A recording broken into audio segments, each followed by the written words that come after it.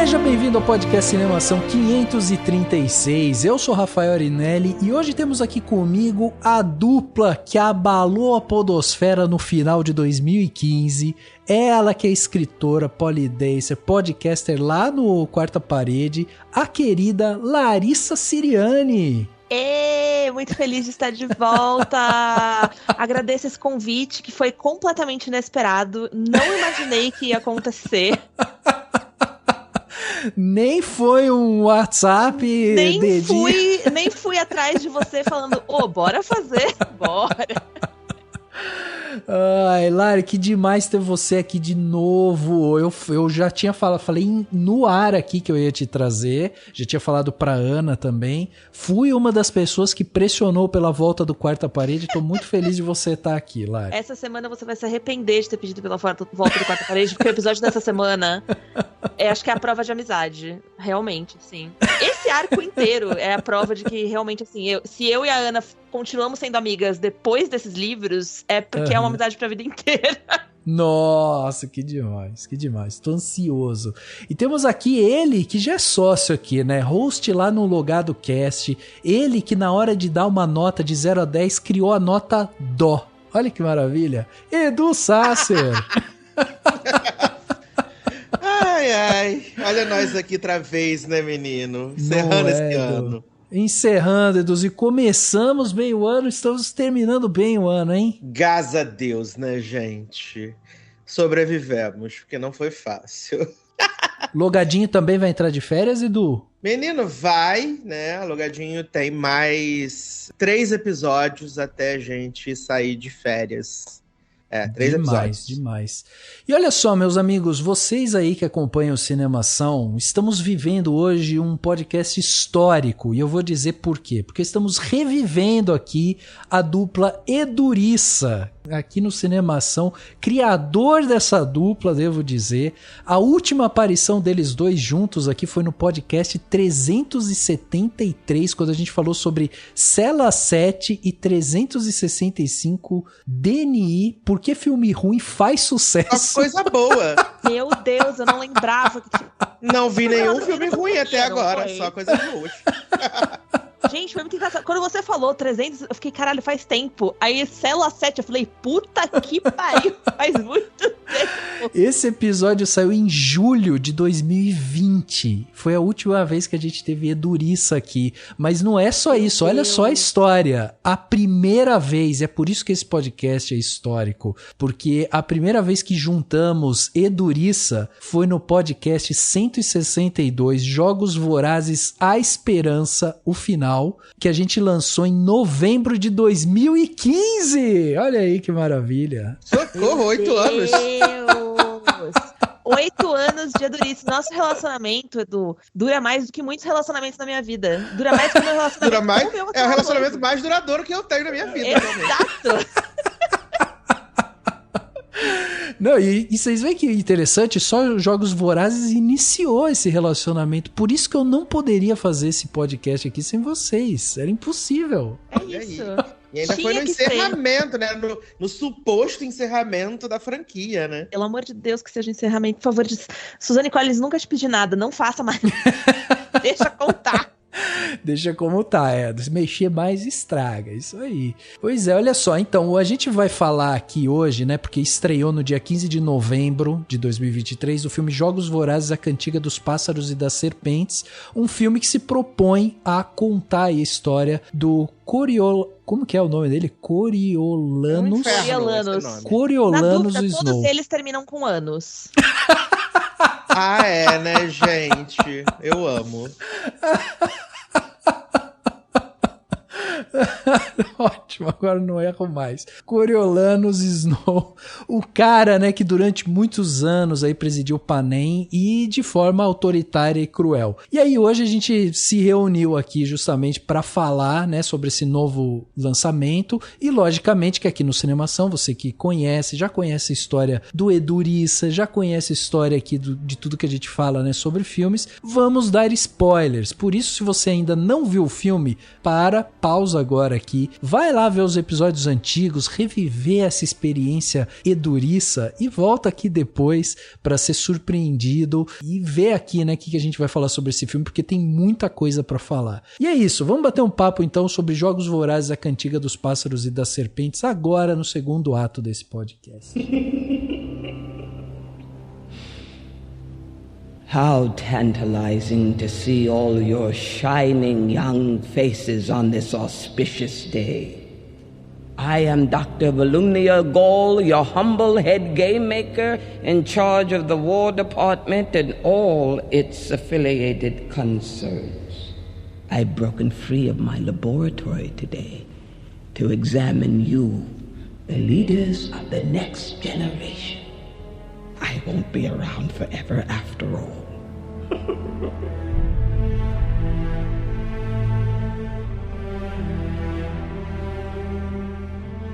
Chegava aos cinemas no dia 15 de novembro de 2023 o filme Jogos Vorazes, a Cantiga dos Pássaros e das Serpentes. Dirigido por Francis Lawrence, o mesmo diretor de Terra dos Sonhos, Operação Red Sparrow, também dirigiu, os filmes Jogos Vorazes, a Esperança, o final, Jogos Vorazes, a Esperança, parte 1 e Jogos Vorazes em Chamas. Ele também fez Eu Sou a Lenda e Constantine. O filme teve um orçamento aí de cerca de 100 milhões de dólares e até o momento o filme já arrecadou mais de 246 milhões de dólares ao redor do mundo. O filme foi escrito por Michael Arndt, que foi o escritor de Star Wars: O Despertar da Força, Jogos Vorazes em Chamas, Oblivion, Toy Story 3 e A Pequena Miss Sunshine. E também conta, no roteiro com o Michael Leslie, que foi o roteirista de Assassin's Creed e Macbeth, Ambição e Guerra. O filme conta uma história que se passa antes da Katniss Everdeen e a sua revolução e os envolvimentos lá do Distrito 13. O filme vai contar a história especificamente do presidente Snow, ou melhor, Coriolanus Snow. A Cantiga dos Pássaros e das Serpentes é a história do ditador de Panem, antes de chegar ao poder. Anos antes, Snow vivia na capital, nascido de uma grande casa dos Snow, que não andava muito bem de popularidade e financeiramente. Ele acaba se preparando para uma oportunidade de glória como mentor do 10º Jogos Vorazes. O destino da sua casa acaba dependendo de uma pequena chance de Coriolanus ser capaz de encantar, enganar e manipular seus colegas para conseguir mentorar o tributo vencedor. E aí é lhe dado essa tarefa, que é uma tarefa humilhante para esse cara, de mentorar uma garota de tributo do Distrito 12, e o destino dos dois acaba se entrelaçando de uma forma muito intrigante. E a gente vai acompanhar essa história da ascensão do Snow e como que ele fez para chegar ali na base do poder da capital de Panem. Compõe a trilha do filme o James Newton Howard, que foi o mesmo compositor de Animais Fantásticos, Os Segredos de Dumbledore, Raya e o Último Dragão, Operação Red Sparrow, Animais Fantásticos e Onde Habitam, entre vários outros filmes. E a cenografia, que é uma parte muito importante aqui desse filme, que é um filme que traz essa ambiguidade entre os distritos e também entre a capital. Quem faz essa cenografia é o Uli Hennish, que já tinha trabalhado em Negócios das Arábias, A Viagem, A Princesa e o Guerreiro. Bom, o filme ele começa abordando a infância do Snow e a selvageria que Panem vivia naquela época, Em seguida, a gente vai para uma época de um Snow já um jovem adulto no colegial, sendo apresentado ali para as novas regras de um programa de graduação superior, onde ele teria que se tornar justamente esse tutor de um tributo. Enfim, a gente vai entrar em tudo isso, mas é interessante da gente ver esse começo do filme, porque a gente está vivendo as primeiras edições dos Jogos Vorazes, a gente está na 10ª edição e tudo ainda é muito rústico, ainda tem uma coisa muito experimental no ar, E aí, antes até da gente mergulhar na história, eu queria perguntar para vocês, se vocês sabem, conseguem explicar e tal, da onde que surgiu, os Jogos Vorazes, por que surgiu? Como que isso surgiu na história de Panem, Vocês sabem dizer? Conta pra gente, Lari, no começo do filme. No começo do filme mostra ali que tá rolando a guerra, dos rebeldes. Aham. Sim, o que a gente tem é uma noção de que a gente não sabe exatamente como que era essa divisão, porque Panem, ele limitado só aos Estados Unidos, é meio que uma divisão ali da América do Norte, um pedacinho da América Central. O que a gente não tem muita noção de como era esse mapa antes, o que a gente sabe é que houve uma revolução, houve uma revolta de grupos rebeldes contra o governo, e dessa revolta, que é o que eles chamam dos Dias Escuros, foi como surgiu a Panem como a gente conhece, dividida nos 13/12 distritos, né? Porque o 13º é o distrito que supostamente foi eliminado, desapareceu, que a gente lá no final de Jogos Vorazes descobre que, na verdade, estava ali o tempo todo. Durante esse... Só você não viu. Só você não viu. Só você não viu. E durante esse conselho de guerra, pra fechar aí o pós-Dias Escuros, né, nessa formação do início de Panem, como se fosse... comparativamente de um jeito meio bizarro, assim, a comissão da anistia, sabe?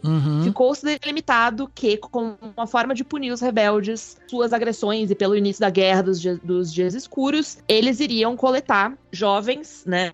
Um menino e uma menina de cada um dos distritos para fazer com que eles guerreassem até a morte, tendo somente um vencedor. E essa seria uma forma deles simularem, por assim dizer, a guerra anualmente. Importante dizer que isso é uma coisa que a gente descobre mais pra frente no Cantiga de Pássaros, que essa era uma ideia que era pra ser um evento de um único dia. Era pra ser uma única edição especial. E por causa de ninguém menos do que o pai do Snow, formou num evento anual. Então a família Snow é responsável pelo evento. Vagabundo.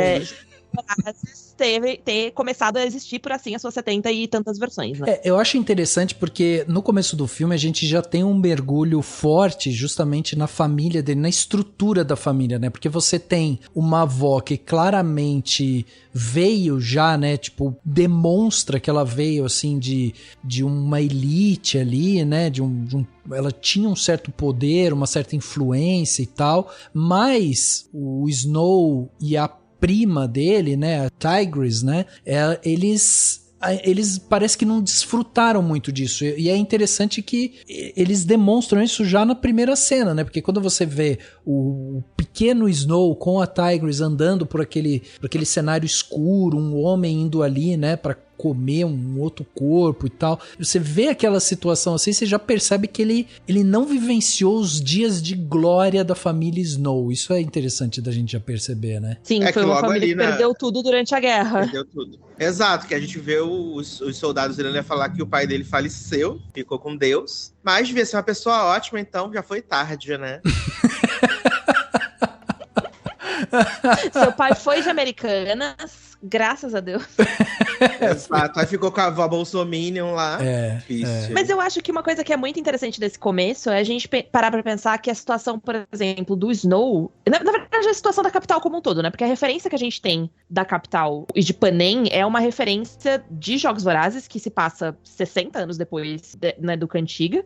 E a gente tem uma referência de uma capital muito extravagante, de tudo sendo servido lá em extremos, né? Então você tem muita comida, você tem muita cor, você tem muitos extremos de várias coisas, né? É a metrópole exacerbada. E a realidade deste começo de metrópole é muito diferente. Você tem, né, até, principalmente nesse visual, é perceptível, né? As cores são mais apagadas, você não tem tanta informação visual. A situação das pessoas que vivem na capital não é tão distante ainda da situação das pessoas que vivem no distrito. Exato, Tanto que, tipo, um dos motivos que leva o Snow a, de uma certa forma, se dar tão bem logo de primeira com a sua tutelada, né, que é a Lucy Gray, é o fato de que ele também já passou fome. Ele passa fome diariamente. Ele, tipo, vive numa situação muito persistente. Então existe uma proximidade dele, enquanto ao mesmo tempo tem um reforço constante de que você na capital participa, mesmo que você esteja passando fome, você participa de uma elite que é muito distante da realidade dos distritos, porque eles são selvagens, né? É eles versus nós. Nós somos a população, a sociedade, e eles são selvagens. Agora tem uma coisa, porque quando a gente tem aquela cena dele criança, a gente pode entender mais ou menos ali que ainda não existia, naquele momento ali dele criança, ainda não existiam os Jogos Vorazes. Ali seria o quê? O finalzinho da guerra, então?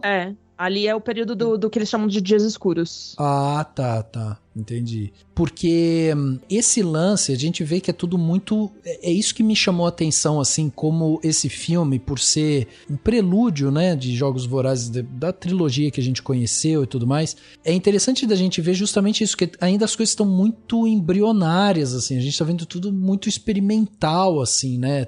Como você falou, assim, a distância ainda não é tão grande. E quando a gente vai depois assistir Jogos Vorazes, tipo, você vê que a desigualdade aumentou num nível, assim, exponencial. Foi incrível, assim, o quanto que houve essa distância. Então é interessante realmente da gente observar isso e como ele tem essa conexão, mas ao mesmo tempo ele carrega com ele essa... É um orgulho, uma certa arrogância desse lance dos Snow, assim, né? Ele sabe que veio de uma família abastada e tal, e ele tenta manter aquela pose, assim. E isso é uma coisa muito dele, né? Que é dele que eu acho que é passado pela família, né? A avó é essa pessoa. Uhum. A avó é... Não, que é bem isso mesmo. Ele tem essa prepotência dentro dele, né? Até porque ele veio de uma família que era uma família da situação, né? Ele começa a cair em desgraça quando o pai morre, mas ainda assim, pro mundo exterior, eles nunca assumiram que estavam na pior. Né? Eles estavam sempre lá, Luísa Marilac na piscina, seus bons drinks, né? Só que era essa merda que tava, né? E, tipo, a gente fala dessa questão dos jogos serem muito arcaicos e tal, porque quando a gente conhece os jogos, né, na 74ª edição, o vencedor ganha as riquezas, vai morar num lugar separado. E aqui não. Sobreviveu, bichão. Esse é teu prêmio. Entendeu? Volta lá para casa, sim. Exato, Esse é teu prêmio. Mas eu acho que, pra mim... Uma coisa que eu acho interessante é você perceber como esse começo de vida do Snow é tão determinante pro que ele vai tornar Panem e os Jogos Vorazes na época dele. Porque o que ele faz, né? E inclusive, são as ideias que ele propõe, né? Primeiro que assim, eu acho que é muito determinante a gente pensar nessa arrogância constante do Snow pra entender que ele nunca está completamente do lado da Lucy Gray. Exato.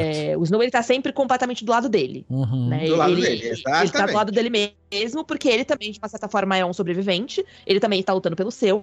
E eu acho que tanto o livro quanto o filme fazem um trabalho fantástico, assim, de você dar uma certa passada de pano pra ele, porque você fica tipo, putz, eu não tenho como te defender, mas ao mesmo tempo eu não tenho como falar pra você que você tá errado. Sim. Então é uma situação, são esses tons de cinza, assim, né, que eu acho que bagunçam muito e tornam interessante a dinâmica com ele. Mas o que ele percebe muito cedo, e é o que ele transforma num plano de carreira, é que não adianta nada você só querer impor medo, você precisa impor desejo. Então, por que mais pra frente existem distritos que são carreiristas? Por que a gente mais pra frente tem pessoas que estão focadas em ganhar? Por que isso depois, eventualmente, não é discutido, apesar do fiasco que são os primeiros 10 anos de Jogos Vorazes? Porque você transforma os Jogos Vorazes, e principalmente você transforma o estilo de vida da capital e de Panem num produto que as pessoas querem consumir. Então as pessoas estão sempre nesse super consumo, e quem acha que pode chegar lá, faz de tudo pra chegar lá, que é o caso desses distritos mais próximos que tem, enfim, que tem essa coisa de ser carreirista e tal, que eles se voluntariam desde muito cedo pra jogar. Então eu acho que isso é uma esperteza muito grande, e é a esperteza que a gente percebe que ele tem ao longo do filme, de propor coisas que são tipo, tá, mas vocês não estão preocupados em fazer um bom show. Um bom show não é feito com medo, um bom show é feito com desejo. Sim. Isso é uma das coisas que eu mais gostei desse filme, assim, é um filme de construção de personagem, e eu saí tão surpreso dele, porque eu fui realmente assim, eu não tinha expectativa pra esse filme, eu não tinha assistido trailer, não tinha nada, eu tava completamente zerado, assim, a única coisa que eu sabia era minimamente a sinopse, assim, tá bom, vou conhecer um pouco da história do presidente Snow, era isso. E essa construção que você tá falando, Lari, de todo esse caminhar dele, dessa coisa dele olhar para os próprios desejos e ele ir atrás deles e tal, e muitas vezes isso ficar meio nublado ali, né? A gente não consegue identificar exatamente o que ele tá fazendo e por que ele tá fazendo. E aí, até eu achei interessante quando você falou assim, que isso vai refletir justamente em quando ele é um presidente, porque é muito isso, assim, é um reflexo do olhar dele para aquilo. Então, quando a gente olha para essa Panem já com uma capital super evoluída, abastada, em abundância, com comida e não sei o que e tal, isso é muito essa imagem que o Snow quer de poder e de controle. E aí, quando você faz essa relação com ele mais jovem, dá pra entender que ele criou todo um mecanismo, né, ali, ele foi desenvolvendo isso justamente porque ele foi entendendo que a partir dessa visão dele, da perda, do que ele se viu ali envolto, né, a tudo isso, a todos os desgastes entre as pessoas, as mortes, a maneira como ele fez pra chegar até o topo, e como ele foi visto também como bem-sucedido a partir do momento que ele começa a pisar nos outros para subir também e tal. Então, quando ele vê isso, é completamente natural ele criar toda uma estrutura da civilização ali que ele tá presidindo para dar justamente como prêmio justamente essa questão de, se você conseguir ser sacana, se você conseguir subir, se você conseguir, né, ter essa audácia de fazer essas coisas e tal, cara, eu vou te presentear com isso, você vai ser muito bem visto aqui, aí você passa a ser uma figura... Um de nós, né? Um de nós, exatamente, porque ele quer isso, ele quer criar o clubinho dele, é a visão dele, isso é muito louco da gente ver. Lucy Gray Baird.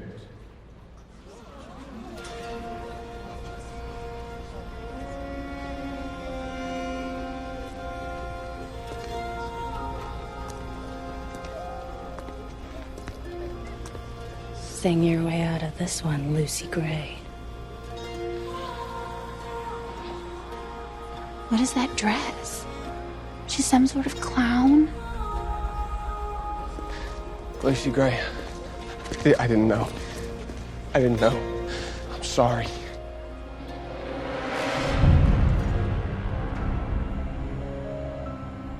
Eu não sei, a Lari, eu queria muito ouvir realmente a questão dela, o lado dela, porque 97,16% das pessoas que leram o livro acharam o livro insuportável, das pessoas que eu conheço, que eu troco ideia, acharam o livro insuportável, acharam o livro muito cansativo, chato, né? E todo mundo ficou com muita dúvida, assim, de, poxa, será que vai ser legal? Será que tá? Será que vai? Será que não vai? E acabou que no frigir dos ovos, a galera acabou gostando da adaptação. Eu fui cru, eu não li o livro. Eu gosto do filme com ressalvas, assim. Mas eu queria saber, Lari, pra você, como é que foi essa experiência enquanto uma pessoa que já tinha lido o livro? Você achou que foi uma boa adaptação? Que não? Que coisas poderiam ser melhores? Eu acho que foi uma adaptação maravilhosa. Eu tinha, ao contrário do Rafa, eu fui com muitas expectativas, assim, porque eu não vou falar que eu amei o livro, não é o livro que eu mais gosto. Eu faço parte do grupo de 97,16% de pessoas que achou o livro meio insuportável. Porque, na verdade, assim, não é que o livro é insuportável. Ele tem, das 3 partes dele, a primeira parte é chata. O meio, que é ali a parte dos jogos, você engole com farinha. Porque é uma parte que, tipo, que muita coisa acontece ao mesmo tempo. E é onde tudo, tipo, todo o desenvolvimento deles acontece. E o final, essa última parte, quando ele vai pros distritos, né? E, enfim, ele reencontra a Lucy e tal. Foi uma, tipo, mesmo eu sabendo como ia acabar, no sentido de que essa é a história de um vilão. Então eu sei que não vai ter um final feliz dele, enfim, fugindo e tendo 30 filhos com a Lucy Gray. Então eu sabia o que ia acontecer. Mas mesmo assim, quando chegou no final, eu fiquei puta. Que ia tomar. Vontade de tirar o livro pela janela, fiquei assim, fiquei muito pistola. E na verdade, as coisas que me deixaram pistola, e eu percebi isso depois vendo o filme, que o que me deixou pistola, na verdade, é porque o ritmo das coisas no final, daquela cena, né, quando eles fogem, eles vão pra cabana, ele meio que, tipo, mata ela, mas você não sabe se matou ela, enfim, tem todas essas coisas acontecendo ali. No livro, isso acontece em, tipo, 3 páginas. É um ritmo muito diferente do restante. Então, tudo se arrasta no livro. E aí, esse final acontece, tipo, muito rápido. Muito rápido. Que é uma coisa que, pra mim, é um ponto forte, assim, da Suzanne Collins. Que eu lembro que quando eu tava lendo A Esperança, a morte da Prim acontece mais ou menos assim, né? Tipo, é em um parágrafo, e aí você fica meio que sem saber se ela morreu ou não, até você ler o restante do livro. Então, pra mim, foi meio que essa pegada, assim. Tipo, ela faz de um jeito que é rápido, de tipo, todas as coisas aconteceram muito de uma vez. E nesse caso, você fica com essa dúvida se ela morreu ou não, porque você não tem essa resposta. A gente não sabe se ela morreu na floresta, se ela conseguiu fugir, foi feliz pra sempre, se ela foi pro... sei lá, que porra que aconteceu. E no filme isso funciona melhor, porque o ritmo é diferente. Então eu achei uma adaptação muito feliz, assim, em tudo. Eu acho que tem um cast fantástico. Eu acho que eles fizeram um trabalho excelente de selecionar o que ia entrar do livro ou não. Grosso, assim, os 90% do livro tá ali. Não é uma adaptação que você fala, nossa, porque não mexeram em absolutamente nada. É uma adaptação muito, muito on point. E eu acho que, principalmente, eles fizeram um trabalho lindo de cinematografia, assim, pra você comprar a diferença. Porque seria muito fácil você reutilizar uma estética só aplicando ela pra, tipo, isso aqui foi um tempo antes. Então, é a mesma capital, só que com carros antigos, tá? Você não tem isso. Você tem uma capital que é completamente diferente. Você tem uma paleta de cores completamente diferente. Você tem um jeito de filmar que é completamente diferente. Você tem tudo completamente diferente, assim. Eu acho que foram escolhas muito felizes que eles tiveram ali pra esse filme, que tornaram pra mim uma experiência maravilhosa, tanto que eu sabia exatamente o que ia acontecer a cada cena, porque apesar do filme ser insuportável, do livro ser insuportável, eu memorizei ele, porque eu demorei 3 meses pra conseguir ler. Então ele é um livro que pra mim, tipo, eu vivi muito ele, muito intensamente, assim. Então mesmo eu sabendo o que ia acontecer a cada próxima cena, acontecia e eu ficava, tipo, travada no assento do cinema, sabe? Tipo, meu Deus, não acredito que isso aconteceu. Sim. E eu acho que isso pra mim é um sinônimo de um filme muito bom, assim, de uma adaptação muito boa, que eu consegui consumir sabendo o que me agradou e o que não me agradou, mas ao mesmo tempo, tipo, amando como um produto independente, sabe? Eu nem comparei ele ao livro pra mim. Pra mim ele é um produto independente forte, assim como os outros filmes da franquia também são. Eu acho que esse filme, inclusive, em termos de estrutura, né, de cinema, arco o arco do herói e tal, tudo aquilo que a gente já conhece, o filme, mesmo sendo uma história de um anti-herói, né, de um vilão, enfim, da criação, né, desse vilão, de como ele se tornou esse vilão, o filme ele faz exatamente a pontuação necessária para fazer essa construção. Então eu acho que inclusive é um filme muito feliz para quem quiser também entender um pouco mais sobre essa questão de estrutura de histórias, assim, de como você construir histórias, porque você tem um personagem central muito forte, ele é muito tridimensional, né? Você consegue ver as aflições dele, os medos, os amores, as tensões, os tesões também, você consegue ver tudo. E aí você vai ter alguns outros elementos. Você tem o chamado, né, para aventura, você tem a anciã, que seria essa figura, né, da Volúmia Gaul, que é vivida pela Viola Davis, que seria a mestre dele, né, a pessoa, o guia. Você tem um personagem ali que meio que faz um contraponto a ele e tal, que parece que vai se tornar uma espécie de vilão ali, né, ou um anti-herói e tal, que seria a figura do Peter Dinklage, né, quando ele faz o Casca Highbottom, que é uma espécie de tutor, mas que não confia, claramente não confia, né, no Snow. Claramente não confia não, né? Ele detesta, porque ele sabe que boa bisca não é. Ele sabe. Exatamente. Tem cheiro de Mona Falciane. Exato. E a gente também tem o militante da Zona Sul, né? Que é Sejanos, né? Exato, Sejanos. Sul. Exatamente. Sempre defendendo as minorias, mas tá lá na riqueza, né, gente? Na riqueza, exatamente. Grande hit. Sejanos, ele é o rico culpado, né? Ele tá constantemente nessa culpa capitalista de tipo, eu tenho mais do que os outros têm e tal. E ele não, cara, uma das cenas que eu mais amo, que eu entendo que, tipo, todas as motivações dele são erradas, mas é uma das cenas que eu mais amo, porque ele tá falando muito a real, é quando o coreano vira pra ele e fala, tipo, você acha que você tá ajudando como? Sabe, tipo, pega esse dinheiro que você tem e usa isso pra fazer outras coisas. Você pode ajudar de maneiras muito melhores do que entrando no meio do negócio aqui, se colocando em risco e fazendo merda. Pense. Sim. Sim.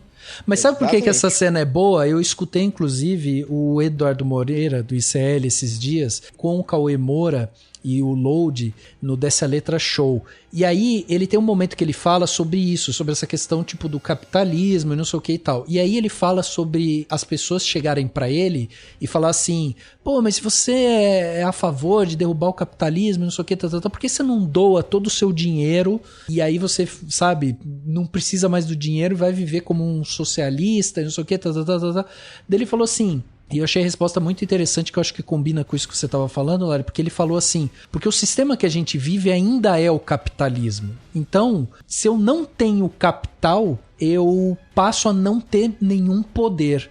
Então, o que eu preciso fazer? Eu preciso ter um capital para que eu possa aí sim fazer um investimento para que eu consiga ir transformando esses pensamentos a longo prazo. Que é isso que você estava falando sobre o Snow, né? Aconselhar os Sidious para justamente... Tipo, vai lá e faz um investimento, faz outra coisa. Você não precisa estar aqui embaixo, né, fazendo esse trabalho. E eu acho que isso é muito interessante da gente observar por conta disso, assim. Às vezes a gente vê esse ruído, né, ali na hora de você lutar justamente por uma causa, e essa figura do Sidious, ele é interessante por isso, assim, porque apesar dele ter um discurso muito legal e né, ele é o que vocaliza justamente o horror que é os jogos vorazes e tal, você vê aquela sociedade completamente cega ao redor daquilo. Em alguns momentos, como ele é essa voz única e como ele faz as coisas de uma forma muito estridente e tal, você às vezes olha pra ele como uma pessoa que tá realmente deslocada daquela realidade, assim.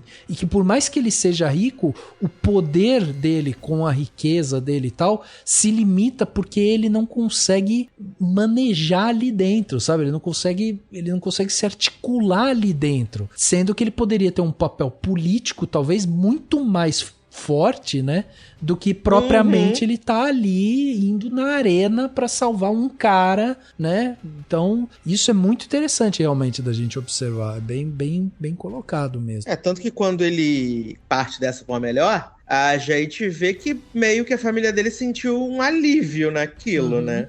Ele não tá mais ali causando problema, porque na verdade ele causava problemas, né, pra sociedade ali, pra capital. E, de certa forma, o Snow é recompensado por isso, né? Sim. Ele passa a ser o que tem direito, né, às benesses. Então, ele acaba sendo um problema, assim, né? Eu acho um momento muito emblemático o Snow entregar o Sejanus, que é, tipo, supostamente o melhor amigo dele. E você vê que existe, por um lado, um certo elemento de culpa ali, que ele carrega, e na verdade não é nenhuma culpa de, tipo, eu me sinto culpado por ter feito isso com um cara que me considerava o melhor amigo dele. E sim um tipo, putz, não quero que ninguém descubra que na verdade fui eu, né? Porque isso vai pegar muito mal. E isso, cara, pra mim é, tipo, eu acho muito emblemático por dois motivos. O primeiro, porque isso vem num momento do filme onde o Snow tem tudo para abandonar a capital. Ele não deve mais nada, ele já foi exilado de todas as maneiras que ele pode ser exilado. Ele já foi, tipo, literalmente exilado da família, ele não pode mais voltar pra capital, ele tá numa posição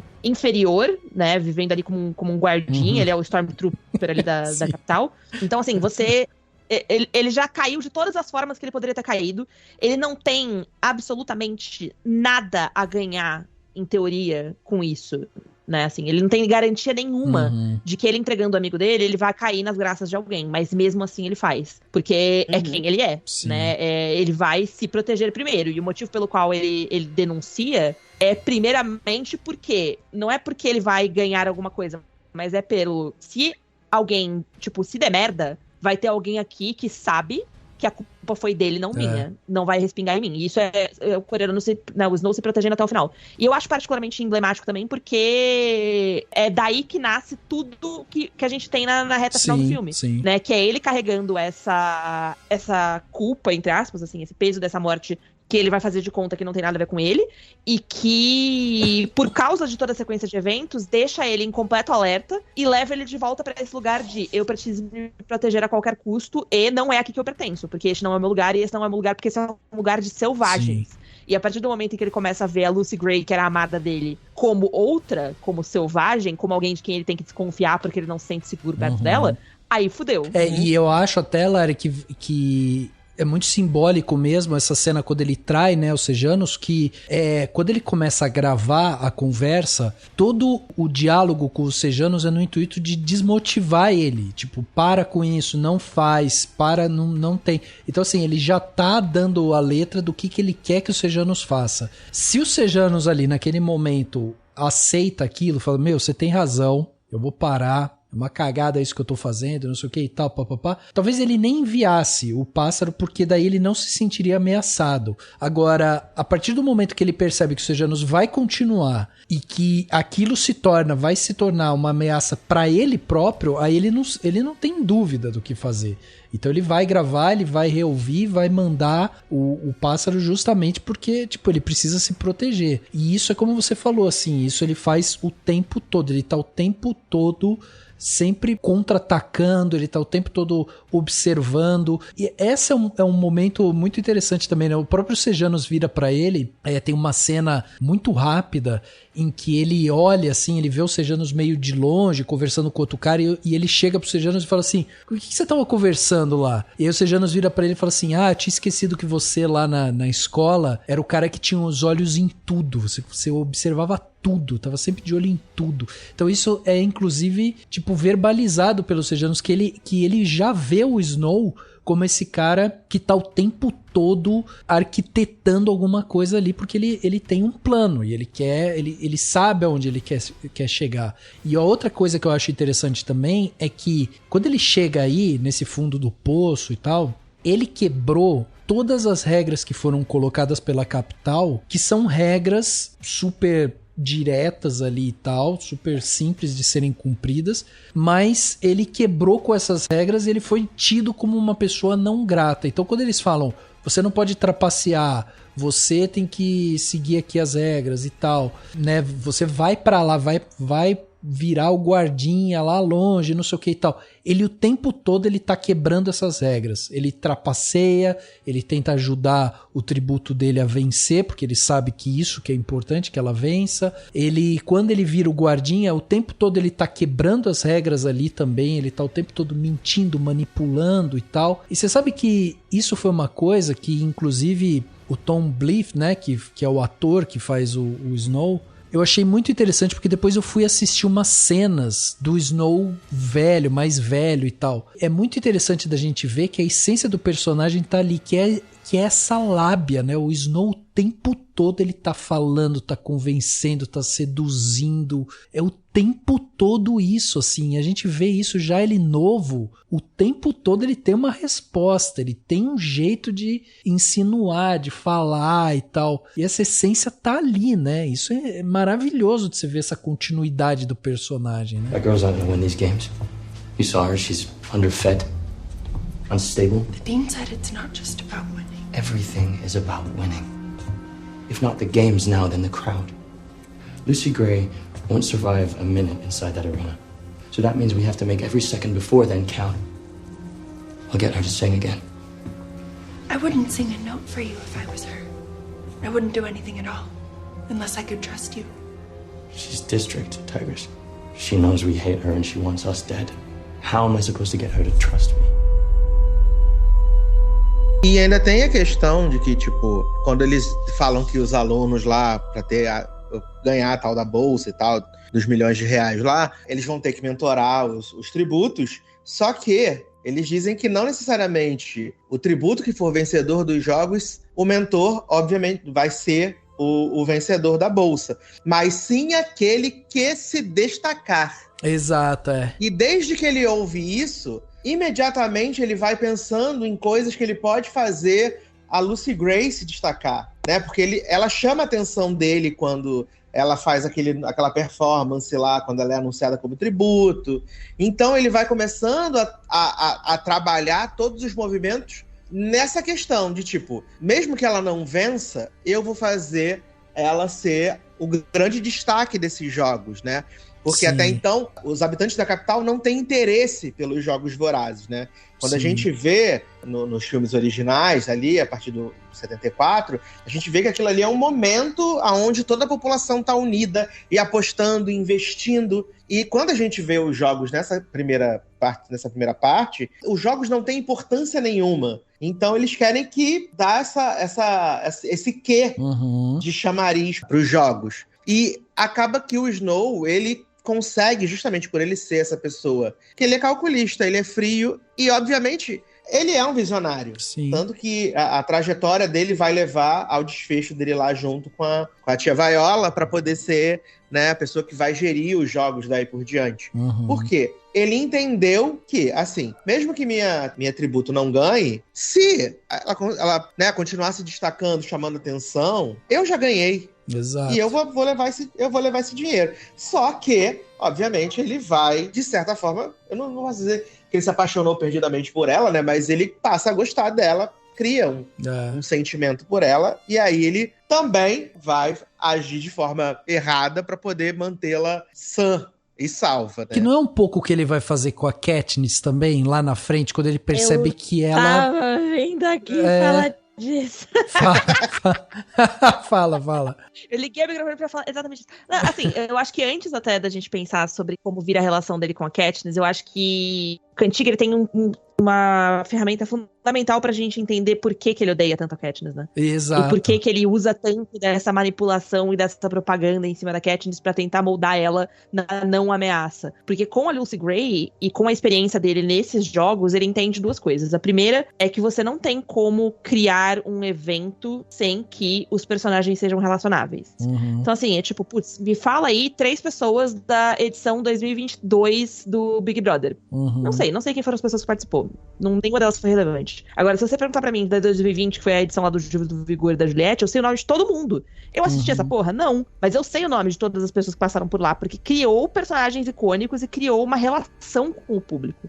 E eu acho que nos Jogos Vorazes é a mesma lógica, assim. Você percebe naquele... Que é uma coisa que ele percebe desde muito cedo, que não adianta você não construir a identidade do tributo antes dele ir pra lá. Sim. Porque se você não construir uma relação com o público antes dele entrar na arena, quando ele estiver na arena, ninguém vai ligar, ninguém tá torcendo pra ninguém, porque a torcida, ela vem de uma intimidade, ela vem de uma falsa intimidade, né, que o público cria com os seus personagens, com essa ideia de que você conhece eles através das entrevistas. Sim, mas principalmente através da exposição, através dessa ideia do tributo como um produto, dessa coisa deles serem expostos de uma maneira, né, que no caso do Cantiga é literalmente uma jaula de zoológico. Sim. Mas o que eles fazem no 74º? É um desfile com os tributos arrumados. O que é isso, se não um desfile de circo? Exato. Sabe? Eles continuam sendo atrações que estão ali para serem admiradas e cujo dinheiro tá ali para ser investido pelas pessoas da capital. Então, o que ele percebe é isso, em primeiro lugar, né? Que você precisa construir uma relação com as pessoas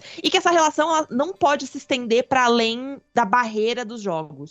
Porque se você começa a enxergar aquela pessoa como humana, você também não tem interesse em apostar na sobrevivência dela, porque aí você se revolta com a ideia de um outro ser humano sendo submetido a isso. E aí ele percebe que o erro dele com a Lucy Gray foi ter enxergado ela como humana. Porque a partir do momento em que ele humanizou ela, se aproximou, não sei o que, ele deu margem pra ela, enfim, né, ver esses outros lados dele. E ele precisou relembrar de que ela é menos do que humana, e que sendo menos do que humana ela não merece, enfim, dignidade nem a vida. E é o que ele percebe depois nessa construção que a gente vê até chegar na Katniss, e é o que ele percebe na Katniss também. O problema não é a Katniss ter sido vista como favorita. O problema não é as pessoas gostarem da Katniss. O problema é as pessoas verem a Katniss como uma pessoa. Exato. Vocês corromperem essa parede do que separa o produto do público, né? Porque aí você deixa de imaginar aquilo como, tipo, você não é mais a garota que todos querem ter, é a garota que todo mundo quer proteger.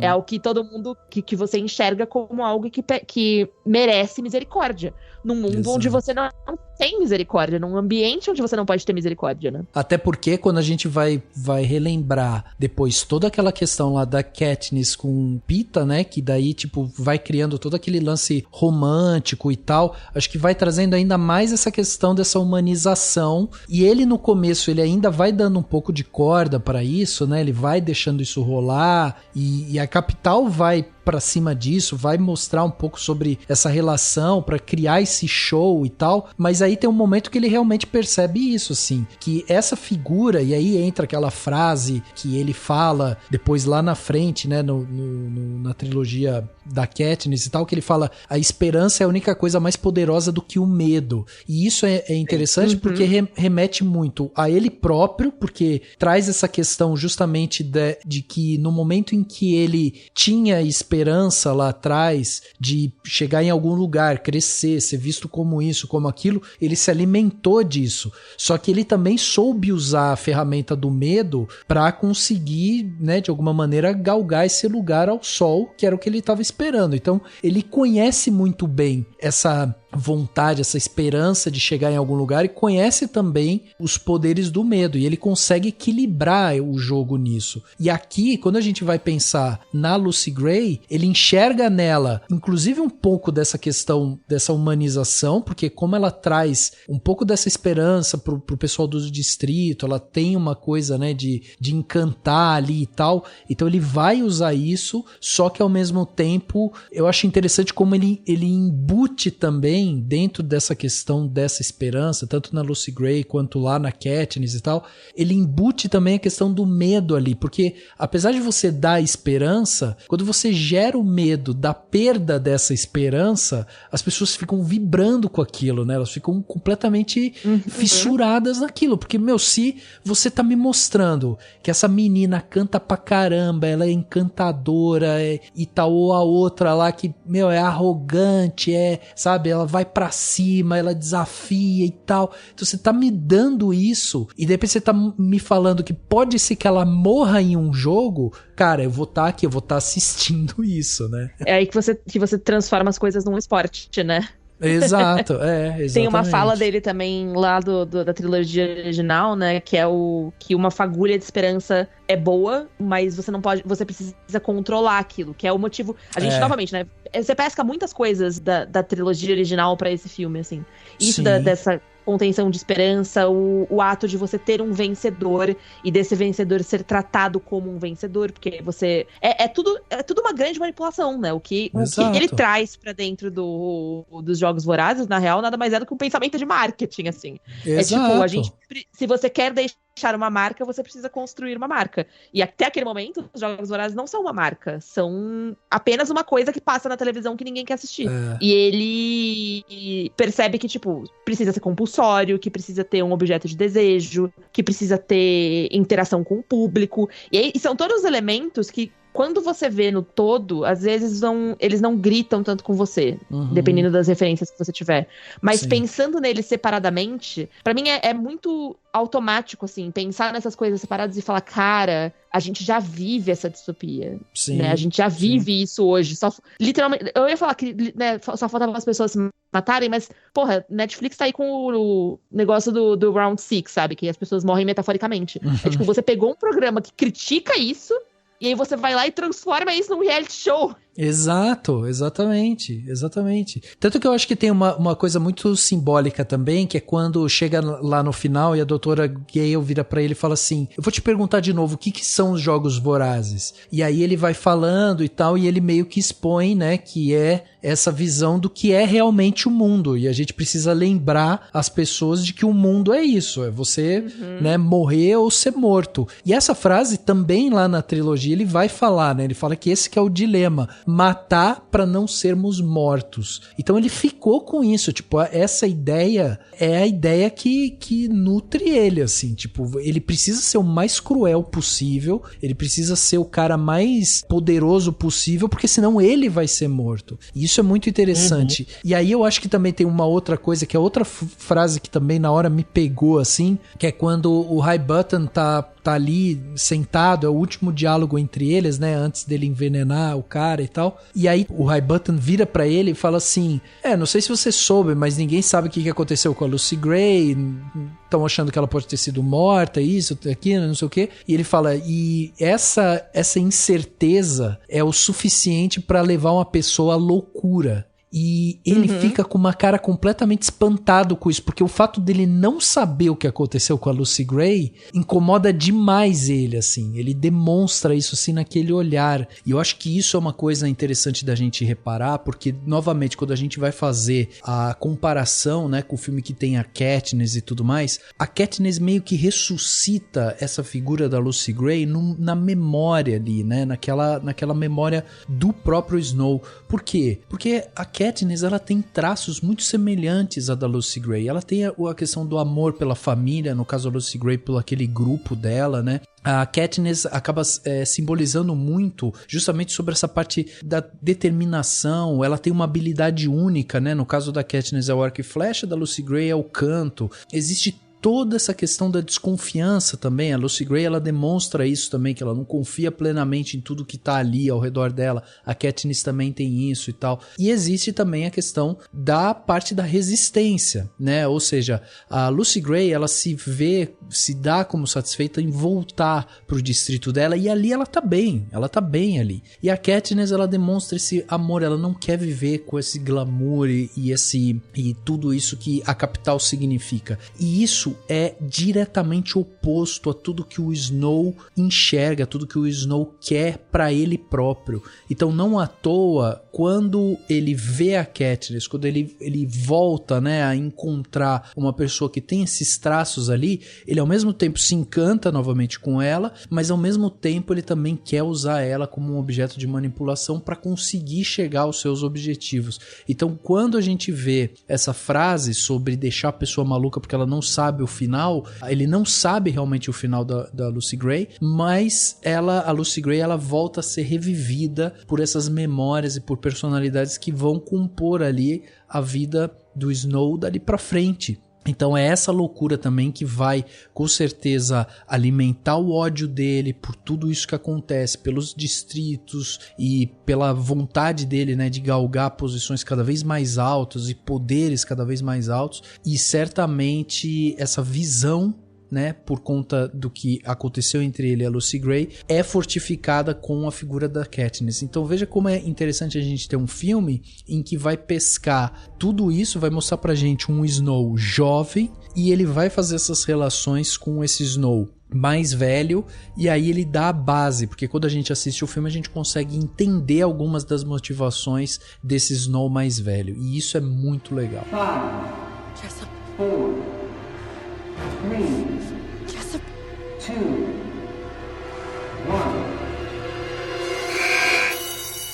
Run.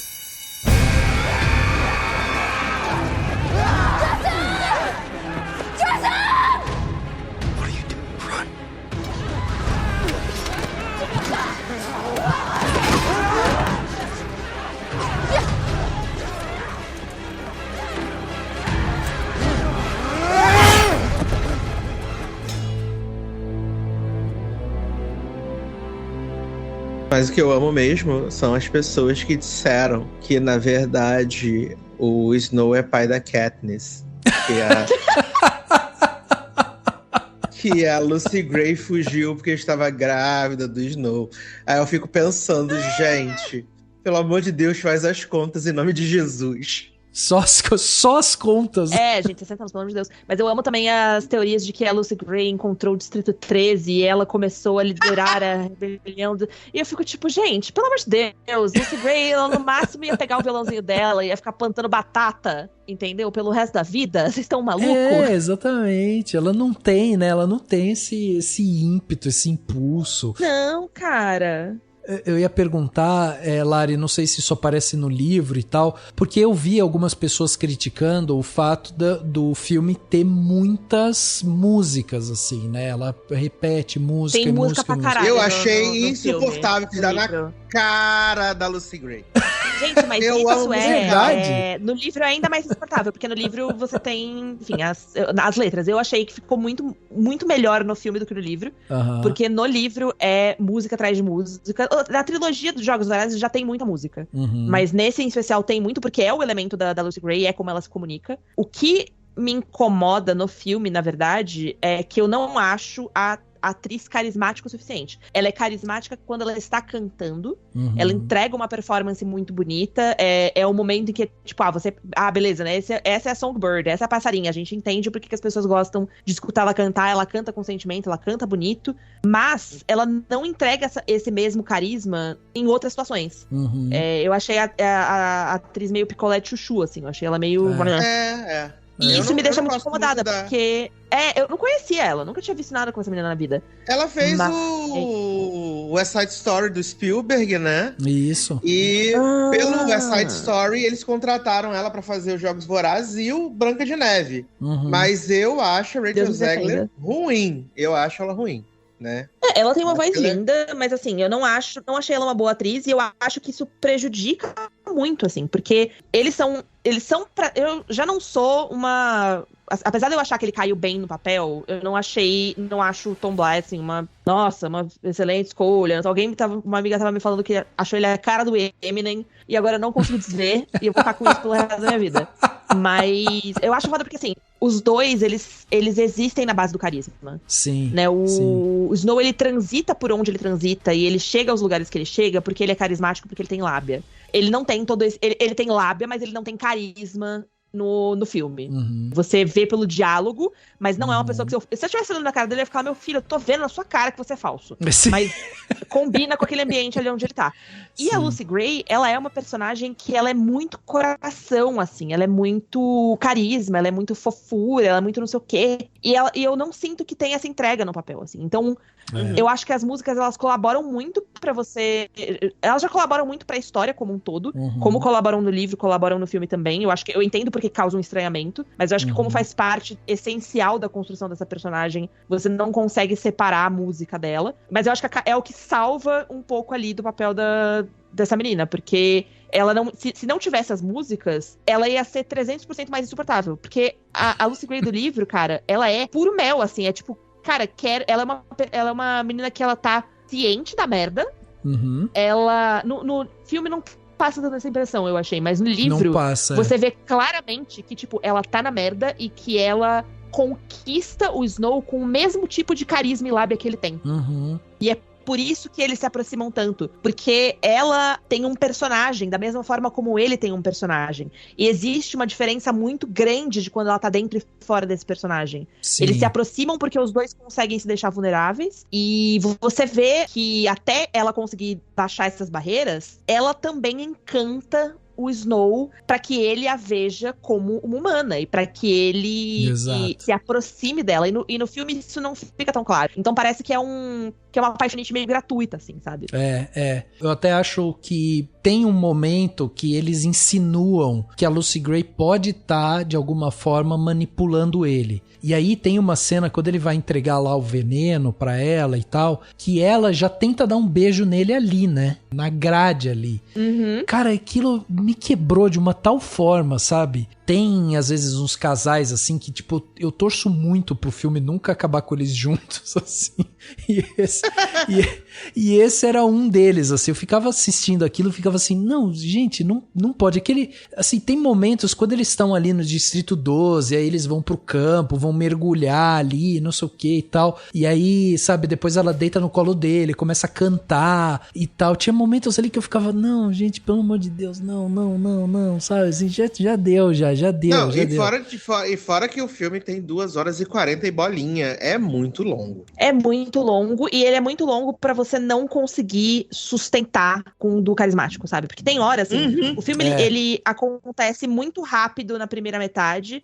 Parte dos jogos eu acho maravilhosa, não tenho nada a comentar, assim, eu acho que é muito bem filmado, acho que tem um ritmo muito bom. E aí a parte final demora 3 horas, sabe? São 3 semanas que você fica ali na frente da tela de cinema. Sim. Esperando a vidinha de distrito deles acabar. Porque você já não tem mais o desespero da sobrevivência. Exato. E sem o desespero da sobrevivência, eles perdem completamente o carisma. Não, e eu digo mais, inclusive. Ela participou dos Jogos Vorazes, o 10º, que foi os Jogos Vorazes que, tipo, reafirmou pro presidente da época lá que tinha que refazer, né? Foi esses Jogos Vorazes, depois da audiência que teve com a figura da Lucy Gray, com as manipulações do Snow e tal, foi esses Jogos Vorazes, o 10º, que reavivou a vontade das pessoas assistirem. Então, você tem uma figura muito forte. Quando você faz o personagem principal, o Snow, ir pro distrito da Lucy Gray, eu senti uma falta, assim, de a gente mergulhar um pouco mais nesse dia a dia ali do distrito. Afinal de contas, cara, a mulher que foi responsável por todo esse encantamento voltou de uma luta mortal e não sei o que, voltou pro distrito dela. E parece que não aconteceu nada, sabe? Depois que eles saem dos jogos ali, não tem uma menção assim, tipo, ela ainda demonstra, tipo, eu tô um pouco assustada. Aí que eu acho que mora também essa atuação que me incomoda um pouco, sabe? Tipo, o único momento assim que ela parece que ficou um pouco mais traumatizada é aquela hora que ela tá sozinha tocando um violão, ele chega por trás, ela olha rápido e fala, ai meu Deus, reflexo dos jogos e tal. E é isso. Ela convence zero, assim. Tipo, ela parece exatamente igual antes e depois dos jogos. Exato, tipo, depois ela vai nadar, tá convivendo com os amigos ali e tal, sabe? Isso que é, assim, isso realmente... E até como você falou, Lari, tem uma coisa ali que ele passa sempre essa desconfiança. A gente tá o tempo todo olhando pro Snow e desconfiando dele, olhando e desconfiando. Daí tem horas que a gente fala, tá bom, vai, eu entendo isso que você tá fazendo, sabe, é uma situação complicada, você precisa fazer e tal, papapá. Em toda essa construção durante os jogos, quando ele vai manipulando a situação ali, né, e ali a gente já vê também um pouco, né, um rascunho do que vai ser os Jogos Vorazes depois de 60 anos. Tipo, aquele momento em que ele manda 8, 9 águas lá pro negócio. Tipo, aquilo ali é muito Jogos Vorazes 100, né? Porque é muito... Tipo, esse negócio voando, caindo, não sei o que, tipo, interferindo com o meio ambiente. Rudimentar, né? Rudimentar, exatamente. Então dá pra ver que, isso foi ideia dele. Eu acho muito legal essas pílulas que vão acontecendo ali, que te fazem ter um gatilho pra frente, né? Na trilogia.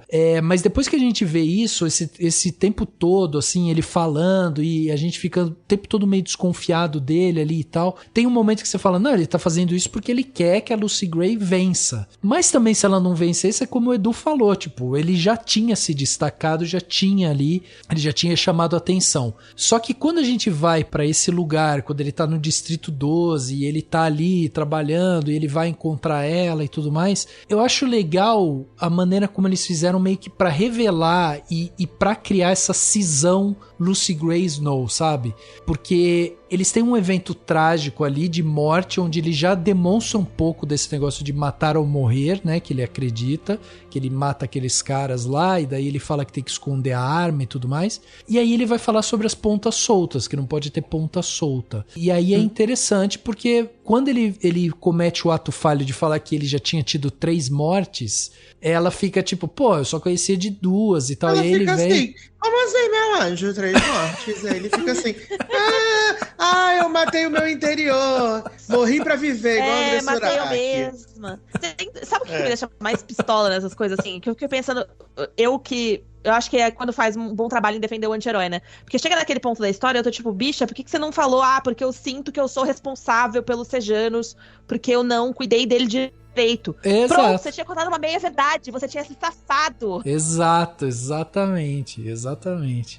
E aí é nessas horas que fica mais forçado. Até quando ele pega a arma e daí ele fala assim, pô, tá aqui a arma e tal, e ela pega e fala, agora é só você jogar e pronto, você não vai mais ter acusação nenhuma atrás de você e tal. E aí ele pega e fala, sem pontas soltas. E aí ela pega e fala assim, a não ser eu? Aí eu falei, não. Fumando sarna pra se coçar essa garota. Cara, mas eu acho que isso é muito porque você tá vendo as coisas... eu acho que a gente vê o filme da mesma forma que a gente lê o livro, da perspectiva do Snow. No livro, tudo é muito dúbio. Não tem como você saber...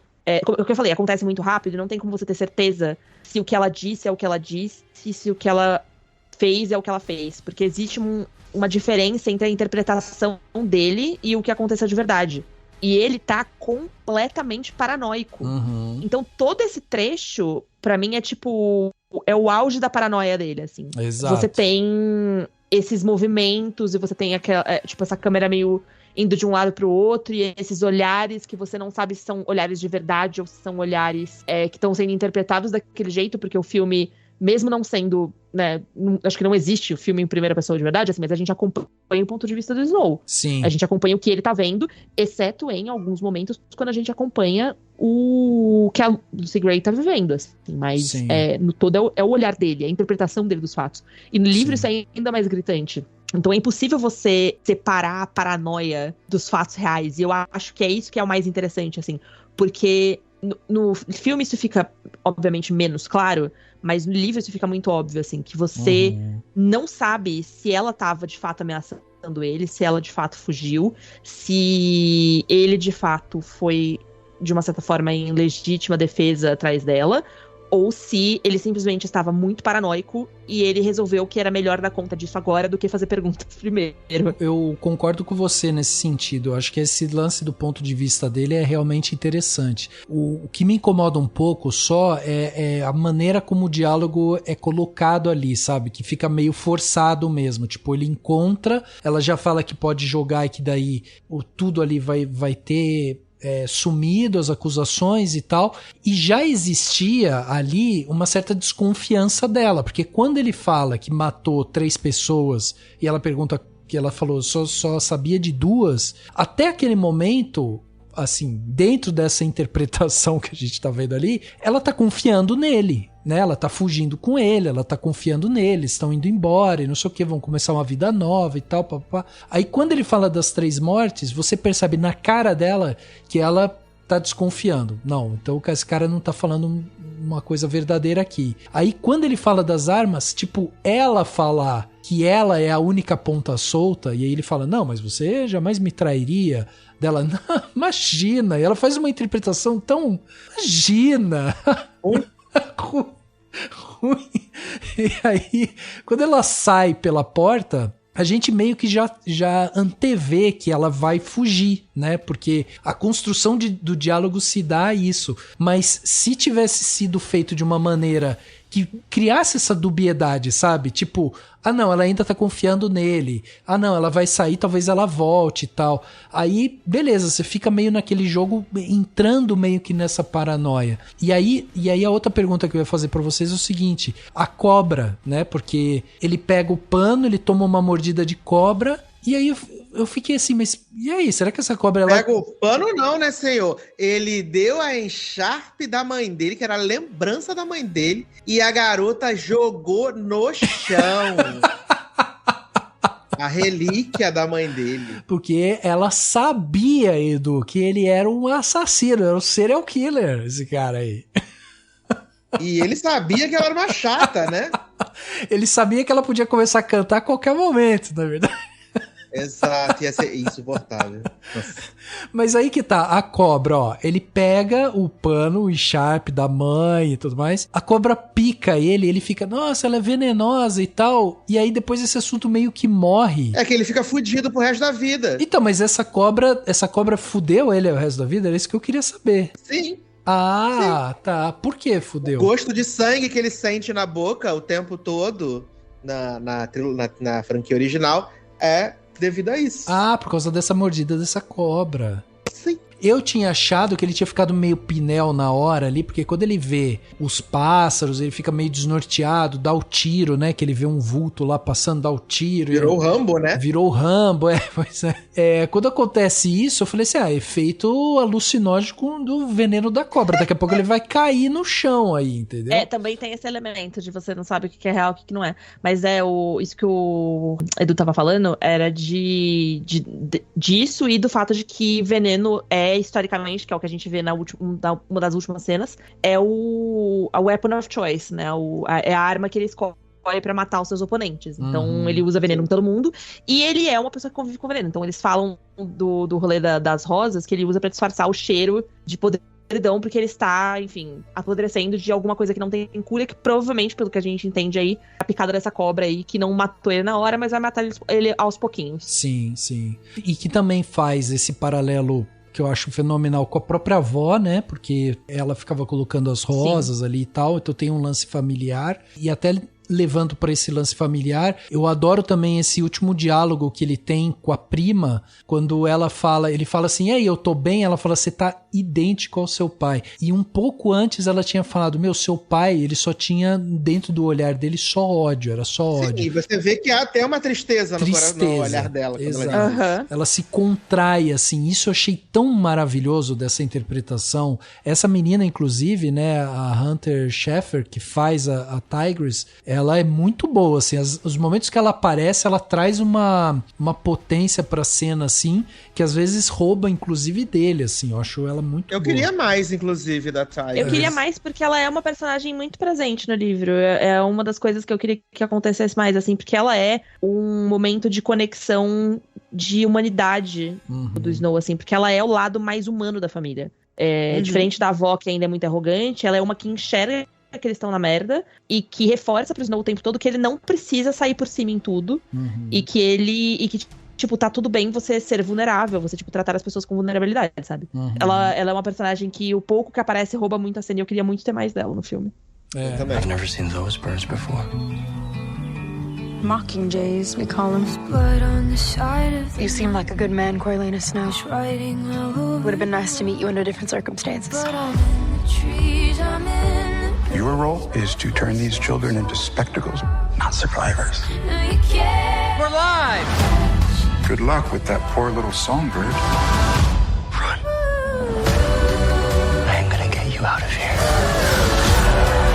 But if I'm gonna risk everything, tell me, is this real? If you can trust anyone in this world, you can trust me. Antes da gente finalizar o papo aqui, eu queria também falar com vocês sobre a Doutora Gao, né? A personagem da Viola. A Viola é um espetáculo, né? Ela é um espetáculo. Ela é a maior de todas. É a maior de todas. Ela é o evento. Não, e a grandiosidade, quando ela aparece em tela, é uma coisa assim, é surreal, assim, o peso que ela aparece, quando ela aparece e ela fala, e ela põe, e o jeito de falar, e os gestos, né, precisos ali, e é impressionante. Essa Doutora Gao, ela tem uma coisa que ela te dá um asco, né? Você olha pra ela e fala, cara, quem que é essa mulher? Ela tem umas coisas de uns experimentos e tal, mas ela tem ela vai pro oposto. Enquanto o Snow é o cara da sedução, o cara da lábia, né? O cara que chega lá e fala, inclusive ele faz isso com ela, né? Ele tenta dar uma manipulada nela. Ela meio que trabalha nas sombras, assim. E ela vive dessas sombras. Ela gosta dessas sombras. Isso é muito emblemático dessa doutora, né? Exato. Sim. E aquele negócio, né, gente? Em Hollywood hoje em dia existem poucos atores e poucas atrizes que podem fazer qualquer papel que vai ficar incrível. E a Viola Davis é uma dessas pessoas. Ela pode fazer qualquer coisa. Porque, se a gente for pensar, essa personagem, se a gente pega uma outra atriz, tinha tudo pra ficar caricata e galhofa. E você não acreditar em absolutamente nada do que ela dissesse. Mas a Viola Davis, ela tem tanta profundidade de atuação que ela traz camadas pra essa personagem e deixa essa personagem, que é uma personagem que te causa medo, porque ao mesmo tempo que ela parece ser insana, ela é muito ciente de como ela tá fazendo e do que ela tá fazendo. Exato. Eu acho que ela é o contraponto também, ela é o outro lado do que torna os jogos o que os jogos são, porque ela é quem tá tentando trazer inovação pros jogos, mas ela tá trazendo a inovação do terror. Então ela é o aspecto tecnológico do avanço da capital, que está ali a serviço do entretenimento e desse entretenimento de horror.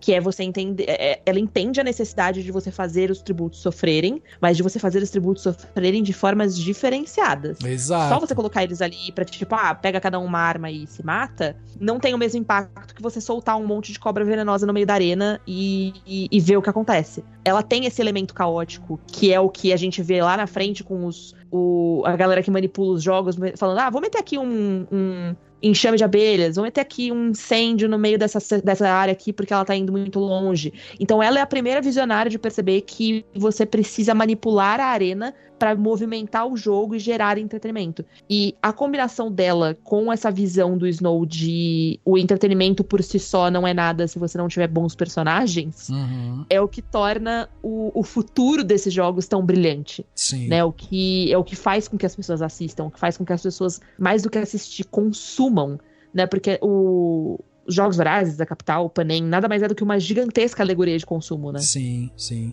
Não, e não à toa, o próprio Snow, quando vira presidente, e a gente vai ver ele lá na frente, ele vai buscar alguém pra ter um pouco desse papel de fazer essa dupla com ele mesmo, né? Como a Doutora Gao fez. Então, a gente tem depois a figura lá daquele personagem do Philip Seymour Hoffman, né? Que é o Plutarch, que é o cara que ele é mais um marqueteiro, né? O cara que quer, tipo, vai trazer os números, o que ele tem que fazer ali e tal. Ele vai trazer um pouco mais disso. E aí o Snow, tipo, funciona com ele, assim, mas eles vira e mexe, eles têm umas rusguinhas, né? Porque a Doutora Gao, ela tem uma coisa mais sádica que o Snow adora, né? Também. Sim, totalmente. Porque eu acho que eles se comunicam nesse sadismo, assim, né? E nesse sadismo como um elemento prático, porque eu acho que na visão da Doutora Gao, não tem a ver com você ser sádico só por ser sádico. É você ser sádico por um propósito. Exato. E na visão do Snow também. Exato. Os dois, eles se encontram nesse meio de caminho de tipo, eu não tô aqui como um vilão, eu tô aqui como um cientista. Uhum. Ela é uma cientista e o Snow, de uma certa forma, é um cientista social, ele é um antropólogo, sabe? Ele vê as pessoas e os jogos e todo esse mecanismo da capital e como o Panem funciona como assim, uma grande máquina de possibilidades, desde que você saiba manipular as pessoas direito. E a gente tem um outro personagem aqui, né, que também entregue para um outro grande ator, né, o Peter Dinklage, que é o Highbottom, que é esse professor ali, né, dessa universidade ali, enfim. E aqui é interessante porque ele é um cara amargurado, porque ele é arrependido, né, dele ter feito parte da criação dos jogos e tal. Eu confesso também que eu queria ter um pouco mais desse personagem, sabe? Porque teve alguns momentos, quando ele começou, né, a demonstrar, assim, que ele queria prejudicar o Snow e tal, que tinha momentos ali que eu ficava até meio confuso, sabe? Eu ficava, caraca, por que ele não tá gostando tanto? Aí quando você vai entender que é por conta do histórico, do pai, que ele via, né, também o Snow, né, dentro dessa figura desse garoto que manipula e tudo mais, tudo bem, você entende a motivação dele, mas eu senti um pouco de falta de um pouco mais de profundidade nisso, assim, sabe? A gente vê ele, tipo, bebendo, né, ele ali no vício e ele tem uma coisa pesada nele ali e tal, mas eu senti um pouco mais de falta da gente entender um pouco mais dessas dores dele antes da revelação, entendeu? Sim, também acho. O personagem fica meio perdido, né? Parece que ele tá só ali perseguindo o Snow porque tá perseguindo, né? Because no reason. E também a gente tem aí a pior morte do cinema, né? Que é essa do Peter Dinklage, que é uma morte horrorosa. Eu acho que ele briga pau a pau com a Marion Cotillard no final do Batman Cavaleiro das Trevas Ressurge. Ô, mortezinha, né, gente? Cara, essas mortes não podem fazer com câmera fechada, né, gente? Não dá, tem que ir abrindo. Tantas coisas você poderia ter feito melhor. Mas acho que pra mim a questão toda do Highbottom é que, diz que você falou de faltar profundidade, tipo, você tem ele em momentos muito específicos, você não consegue entender se ele é apenas um bêbado, se ele porque você não tem... Acaba soando como um discurso vazio, assim, porque você não tem ele discutindo, você não tem ele reagindo, ou você não tem nem ele fugindo à reação, né? Você tem só ele habita esses espaços sem necessariamente se comunicar com eles muito no começo e muito no final. Então, faltam coisas, falta muita coisa. Também acho. E só, falei várias vezes aqui, trilogia, não é uma trilogia, é uma quadrilogia. Cacete. Eu falo trilogia porque são 3 livros e eu me recuso a pensar diferente.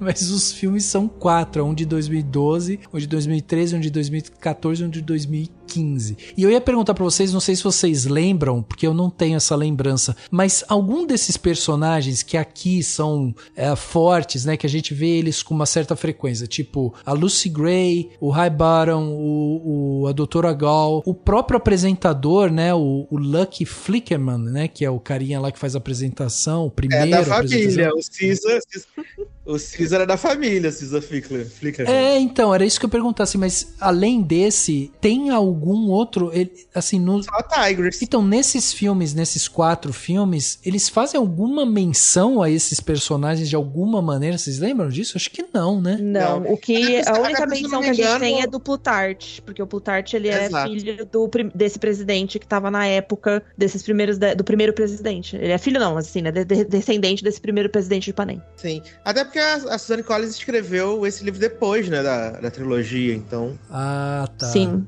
bem depois. Entendi. Ficaria difícil. E eu acho que faz muito sentido você não ter essas menções, porque bem ou mal, assim, Aki é um futuro relativamente distante, Sim, né? Porra, são 60 anos de diferença entre um negócio e outro. E porque eu acho que esses personagens da capital, eles são muito descartáveis, sabe? Você tem nomes de família e tal, mas assim, mas as pessoas em si, elas não querem dizer muita coisa. Uhum. A pessoa que tem impacto pra gente ali, real, assim, tirando, sei lá, o cara que apresenta, que é uma pessoa que, né, icônica, que a gente tá vendo o tempo todo, o mestre dos jogos, e o próprio presidente Snow, assim, são pessoas que vêm e vão com muita frequência, eles não deixam... Eles são todos descartáveis, né? A capital, ela é feita da descartabilidade das pessoas. Então, pra mim, faz muito sentido que você não tenha essa menção. Eu acho que essas ligações, elas se fazem de maneiras mais sutis, assim. Eu acho que são... É o fato de Lucy Gray ser do Distrito 12. Uhum. É o fato de você ver, por exemplo, no filme, a música do Hanging Tree acontecendo. Sim. Então, você tem essas pequenas pílulas de até de o lance conexão do Mockingbird, do Katniss, né? Que eles falam. Eu acho maravilhoso. Você vê a história acontecendo, mas você não precisa que a história se mencione pra você saber que ela faz parte, saca? Sim, sim. Exatamente. Até esse lance da Katniss é tão emblemático também, né, Lari? Porque tem um momento lá que ele fala, ela explica, né, que são essas batatas e tal, tipo, uma coisa que, tipo, alimenta as pessoas, mas ela vem do pântano, né, de uma coisa mais pantanosa ali, né, suja de uma certa forma. Ninguém dá nada pra ela, mas alimenta. Mas alimenta, exatamente. E aí, só pra gente fechar essa história dos Jogos Vorazes, vocês começaram aqui o podcast falando, gente, acabou, tá bom, chega. Mas vocês acham que corre o risco, de repente, da gente ter, sei lá, Jogos Vorazes, a história da Alma Coin? Não. Nossa, pelo amor de Deus, ninguém quer ler. Ninguém quer ler isso.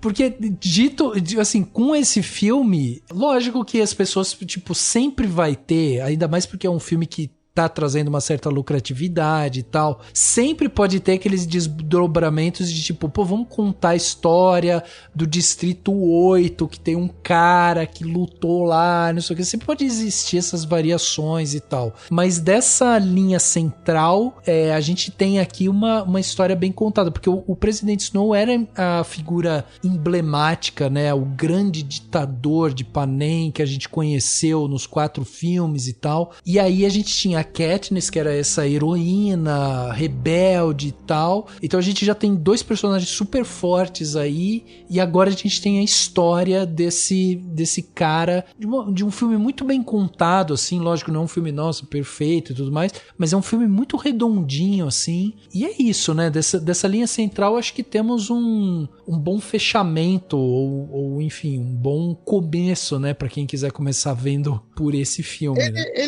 Ele é um filme interessante, né? Eu acho ele longo, eu falei já. Mas, tipo, eu acabei de ver e aí, tipo, nos dias seguintes eu fui reassistir a franquia, né? Porque me remeteu a uma coisa muito boa, né? É uma franquia que eu gosto muito. Voltar a Panem, achei que foi interessante revisitar, assim, sabe? Achei que... diferente de uma certa franquia, de uma certa transfóbica, né?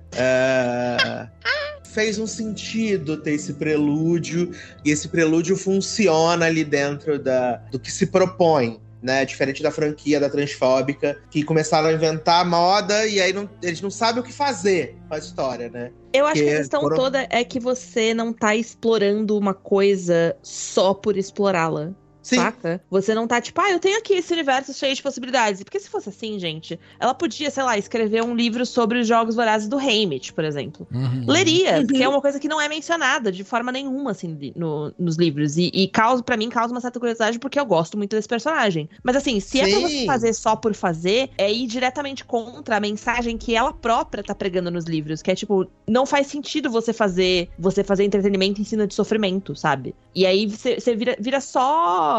sei lá, war porn, sabe? Vira tipo um negócio que você tá só ganhando dinheiro em cima de uma coisa que é tipo puro fetiche de violência. Exatamente. Nossa, como você brilhou, Larissa. Não passe mais frio, pois coberto de razão. Coberta de razão. E olha aí, você deu uma ideia boa aí pra Lionsgate, hein? A gente quer saber como o Haymitch ficou traumatizado nos jogos dele, hein? Exato, me mostra aí.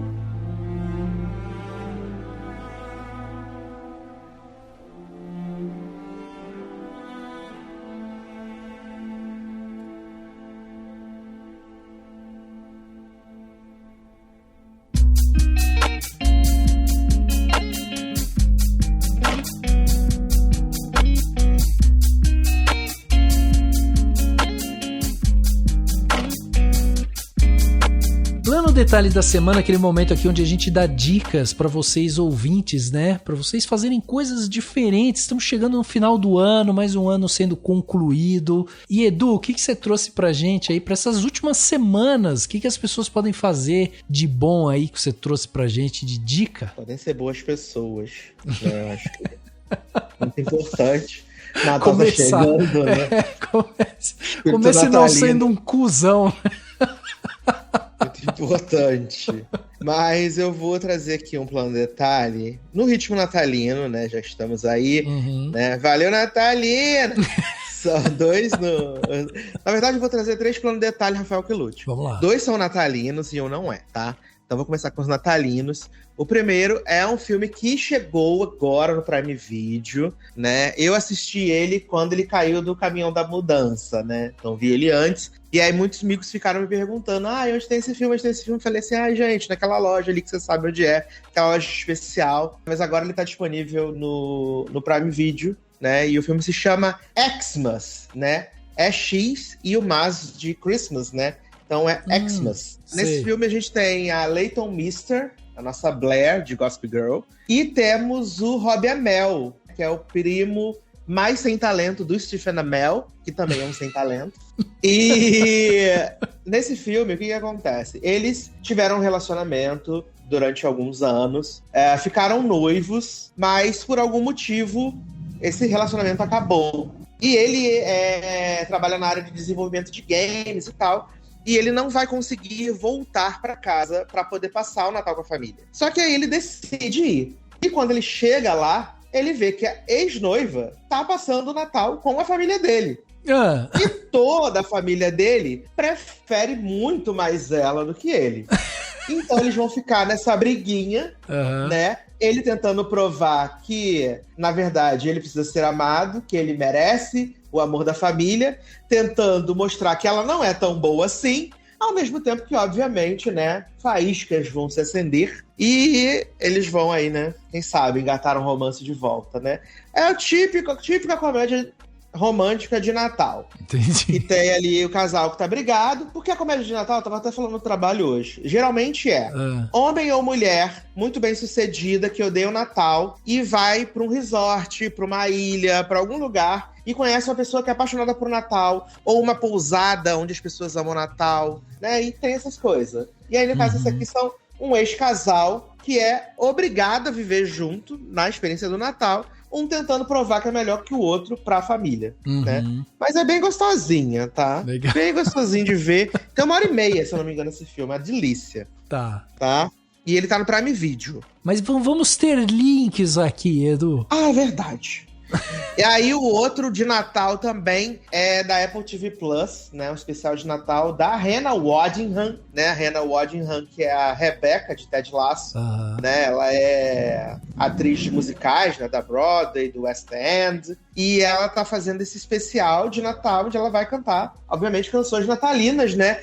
E tem, assim, muitas participações especiais do elenco de Ted Lasso e de outros atores, né? Tem o Leslie Odom Jr., tem o Luke Evans, aparecem para poder cantar junto com ela. É o elenco de Ted Lasso e ela vai cantar as canções de Natal, né? Run, Rudolph, Run, Oh Holy Night, várias coisas assim. Um especial curtinho, 44 minutos, mas assim, ó, must see, né? Até porque a Hannah Waddingham, ela é rainha do carisma, assim, ela é muito carismática. E o tanto que eu amei esse especial, gente, não tá no gibi, tá? O nome do especial é Hannah Waddingham Home for Christmas, tá? Esse tá na Apple TV Plus. E meu último plano de detalhe é para os amantes da velocidade. Quem gosta de velocidade, né? Quem gosta de Fórmula 1, tem um documentário no Star Plus chamado Brown GP, a história impossível da Fórmula 1. Ah, legal. Ele é apresentado pelo Keanu Reeves, né? Ele é apresentado, ele faz as entrevistas e ele vai contar toda a história da Brown GP, que foi uma equipe que surgiu no final de 2008 e se tornou campeã mundial em 2009. No seu primeiro ano, ela se tornou campeã mundial, tanto de construtores quanto de pilotos. E aí eles vão contando como surgiu essa equipe, do que ela surgiu, vão mostrando os GPs, um após o outro. E aí você tem várias participações especiais da galera que está envolvida nesse universo da Fórmula 1, né? O Bernie Eccleston, tem o Rubinho Barrichello, tem Felipe Massa, tem Jenson Button, tem o Christian Horner. Toda a galera que esteve envolvida na Fórmula 1 e ainda está envolvida na Fórmula 1 faz parte desse documentário, né? Um documentário em 4 episódios. E eu digo que ele é tudo que o Drive to Survive queria ser. Verdade. Esse documentário da Brown GP, ele é. Sim, ele é muito melhor do que o Drive to Survive. Muito melhor. E são episódios, Edu, ou é um só? São 4 episódios de 1 hora. Tá. 4 episódios de 1 hora, todos comandados aí pelo Keanu Reeves, né? Que além de apresentador e entrevistador, ele também é o produtor executivo da série. Lógico. Então, é uma gratíssima surpresa. Eu fiquei muito feliz, né? E pra mim, que sou um grande amante da Fórmula 1, então foi muito bom assistir esse documentário, relembrar quanto a temporada de 2009 foi boa pra Fórmula 1. E eles lembram, né, que em 2009 teve uma crise que as equipes ameaçaram abandonar o campeonato e criar um outro campeonato. Ele conta várias histórias e foi uma grata surpresa, assim. Fiquei bem feliz de poder assistir, né? Brown GP, uma história impossível da Fórmula 1. Muito bom, tá aí, então, tudo anotado. Lembrando você, ouvinte, né, que assim como eu falei no começo, vamos ter tudo o que a gente tá falando aqui vai estar listado e com links no nosso post aqui do podcast ou na descrição do episódio. Então, se você não pegou alguma coisa, vai na descrição desse episódio, lá no final vai estar tudo listadinho, que cada um falou e tal. É só você ir lá e clicar, você já vai ser direcionado exatamente porque a gente está falando aqui. Lari, você, finalmente esse ano, Lari, vamos ouvir uma dica sua. Era o que faltava para terminar bem o ano, Lari. 1, 2, 3. Não é, gente. Eu vou primeiro indicar um livro que foi das 3 leituras que eu fiz esse ano, foi meu livro preferido. Eu li ele em março, se não me engano, e eu ainda tô lutando pra superá-lo, porque é um livro muito, muito bom, que chama Mar Sem Estrelas, da Erin Morgenstern. Aqui no Brasil foi lançado pela Morro Branco. Se não me engano, a tradução acho que é da Zara Seferino. Eu tô tirando essa informação do cu aqui. Mas é um livro muito, muito legal que conta a história de um menino que descobre uma porta mágica que leva pra um mundo subterrâneo. Esse mundo subterrâneo tem uma biblioteca infinita de conhecimento e vai conectá-lo a histórias do passado, presente e futuro pra proteger o Mar Sem Estrelas, que é esse mundo que existe sob o mundo e que tá correndo grave perigo. É muito difícil de explicar essa história, mas é maravilhosa pra quem ama histórias, pra quem é apaixonado por livros, pra quem é apaixonado por mistérios e pra quem gosta de fantasias num estilo meio Neil Gaiman, assim. Tem um toque de lugar nenhum, tem um toque de oceano no fim do caminho, tem um toque de, enfim, maravilhosidade. É um romance muito, muito fabuloso que vai mexer muito com quem lê. Eu tô até hoje impactada. Eu mal terminei de ler, eu já queria começar ele de novo. Nossa! Porque foi muito difícil chegar no final. Que legal. Minha segunda indicação vai ser uma série da Netflix, que foi lançada, acho que no mês passado, chamada Corpus. Pra quem curtiu Dark, né, e gosta de viagens no tempo e de uns plot meio bizarro, com uns ciclos paradoxais, é um prato cheio. Vai contar a história de um mesmo corpo sendo encontrado em 4 épocas diferentes, em 1890, 1940, 2023 e 2053. E como esses corpos todos e essas investigações todas se conectam a um culto que gira em torno aí de um determinado personagem que cria um ciclo sem começo e sem fim com inferno. a própria criação. um inferno. Eu tive que assistir 2 vezes pra entender direitinho. Assim. Ele é menos complicado do que Dark, por exemplo. É uma versão mais simplificada, porque tem timelines mais bem delimitadas. Tá. Mas eu achei muito legal. Tem de tudo, assim. Você gosta de policiais gays no século XIX? Tem. Você gosta de gente esquisita? Tem. Você gosta de questões sociais? Tem. Você gosta de uns enredos meio bagunçado que você tem que assistir 30 vezes pra entender direitinho como que as coisas acontecem? Tem. Você gosta de não saber o que tá acontecendo até o penúltimo episódio? Tem. Caraca. É uma série muito boa. Eu me diverti muito assistindo, assim. Eu passei um pouquinho de raiva no começo, porque eu tava com essa sensação que, tipo, eu tô assistindo uma coisa que eu não sou capaz de acompanhar. Mas é diferente. Eu comparo muito com Dark porque foi a última série que eu assisti que tem esse mesmo plot de, tipo, de paradoxos e tempo. Uhum. E é uma série que eu gosto muito, apesar de eu achar ela muito falha. Uhum. Mas é diferente de Dark, é uma série que, tipo, que a partir do, sei lá, do 3º episódio você já tá acompanhando. Você não entendeu tudo, mas você está acompanhando. Eu me identifiquei muito, Lari, com isso, porque quando eu assisti Dark, eu e a minha esposa, a gente sentado assistindo, vira e mexe, a gente pausava o episódio no meio e ficava assim, calma aí, vamos tentar entender o que tá acontecendo. Eu assisti Dark 3 vezes, na terceira eu falei, tá, agora entendi. Exatamente. E a minha terceira e última indicação vai ser um jabazinho, porque eu não posso passar por aqui sem fazer minha auto-indicação, que é meu novo livro, Para Ana com Amor, que foi lançado agora no finalzinho de agosto pela Globo Out. Uma história sobre transtornos alimentares e sobre você encontrar a sua própria rede de apoio. Quem quiser, está aí às vendas nas melhores livrarias. É uma história sensível, uma história meio crua, meio... Você vai sofrer, mas você vai ficar feliz por isso. Mas é isso. Quem quiser conferir mais o meu trabalho, já está à venda em todo o Brasil. Cara, que demais, que demais. Fica a dupla recomendação do livro da Lari. Meu, que trabalho fantástico esse que você fez. E eu vou aproveitar essa onda de alto jabá, Lari, vou também fazer o aqui que eu não costumo fazer. Mas hoje é um episódio histórico, né? Então eu vou ter que fazer. Esse é o momento. Esse é o momento. Que eu lancei hoje, né? A gente tá gravando na quarta-feira. Eu lancei hoje um curta-metragem que tá concorrendo. Votou? Aê, era isso que eu ia falar.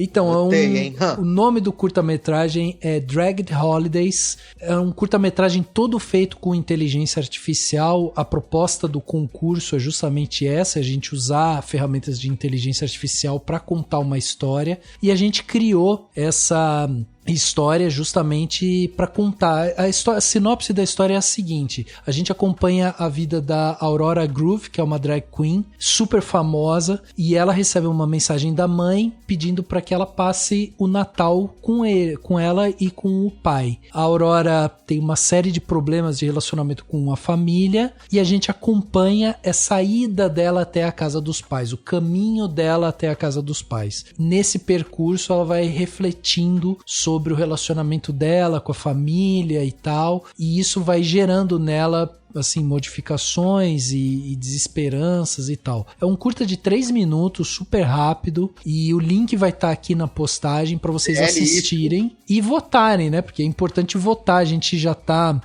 na 4ª posição. Quem sabe até esse podcast sair a gente já estará ali entre os primeiros, mas enfim, é um curta que envolve, né, pessoas do mundo inteiro que produziram e estão publicando e tal, e dia 20 vai sair os vencedores, e aí quem sabe a gente vai ter alguma notícia boa aí, mas de qualquer forma foi um projeto muito interessante de se fazer, uma experiência muito legal que eu tive. Eu cuidei da parte de roteiro, também fiz a parte de sound design do curta, então foi muito legal, assim, eu estive participando muito do processo todo de criação, né? Um curta a gente fez em 3 pessoas, então eu estive envolvido em várias partes, mas o que eu me debrucei mesmo foi tanto no roteiro quanto no sound design. Então fica o convite para você ir lá, assistir, votar e mandar seu comentário para mim, o que você achou do meu curta-metragem que tá aí nas internets, né? É isso.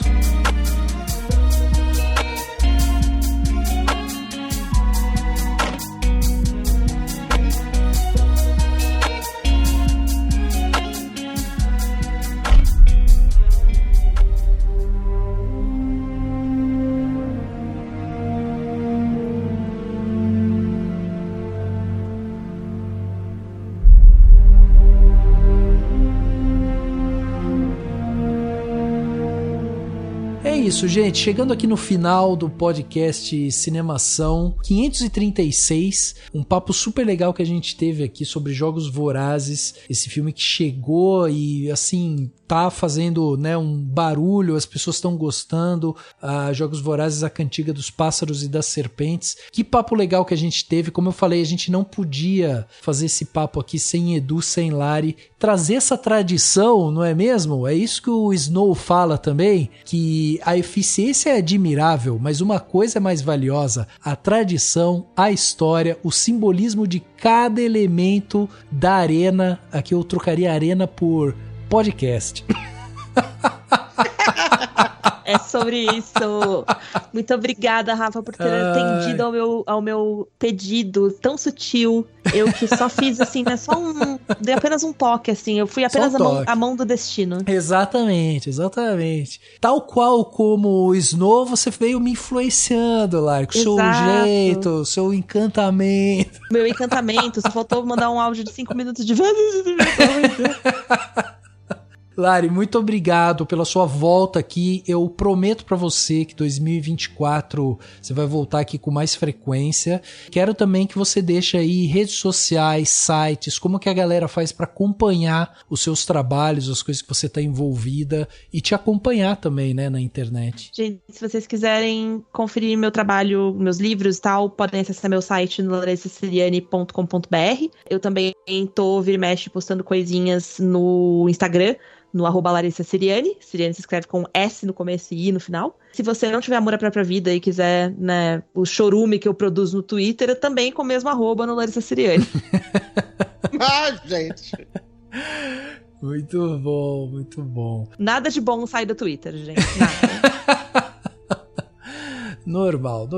Eduzinho, obrigado também pela sua presença. Mais um ano que a gente conseguiu estar junto aqui gravando, né? Um ano histórico também pro Cinemação. Muito bom ter você aqui junto como parceiro, sempre de prontidão aqui pra bater um papo com a gente. E também deixa os convites aí, Edu. Como é que ficou a história do Logado? Vamos ter temporada nova? Acabou de vez? Como é que ficou esse lance todo e suas redes sociais? Então, Rafa, sempre um prazer estar aqui, né? Sigo repetindo que Rafa manda, não diz nem a pauta, já topei, já aceitei, já vim, né? Até o dia que for um programa sobre cinema iraniano, e aí estarei em apuros, mas eu tô aí.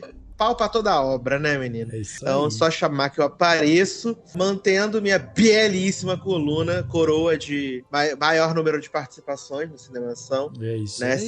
Seguimos invictos aí mais um ano. O ano acabou, não tem como ninguém me passar. Boa noite a todos.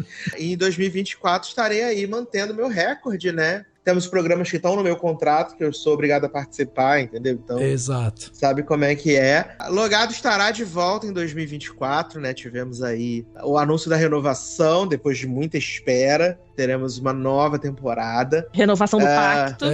Renovação do pacto, exatamente. Graças a um patrocínio milionário, Lari. Você não tá sabendo. Quem sabe um dia eu recebo, tomo posse dessa palavra. Mas então, Logadinho vai continuar aí, mas, como eu disse, a gente tem mais 3 programas, né? Se você estiver ouvindo Cinemação no dia de lançamento, na sexta-feira, a gente tem mais 3 programas aí até o final do ano. O desse domingo e o do próximo domingo com pauta quente. E aí o último domingo do ano, que no caso não vai ser domingo, porque domingo é 24 de dezembro, né? Ninguém vai ouvir o programa com um peru no forno.